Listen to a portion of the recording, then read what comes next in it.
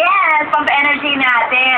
At tama ka siyan, ang maganda pa dito sa ating mga niluluto, itong mga tinapay na meron dito sa Guaguang, Pampanga, ay ang mga recipe nila, original yan. Hindi nila binago. Correct. The traditional way, sa pugon pa yan. At alam nyo, yung pinuntahan namin dito ay 1947 pang bakery.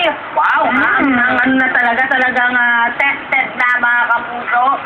Talagang dinarayo dahil nga sa iba't ibang mga lutuin at mga recipe na pwede nga po nilang matikman. Nandiyan po ang Borgoria na ginagawa namin today. Sana magawa ko. Ayan.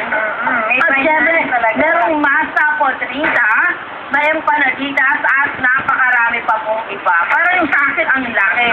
Oy! Yan, mamaya. Mga kapuso, dito lamang po yan sa inyong nag-iisang pambansang morning show sa Pilipinas, ang unang hero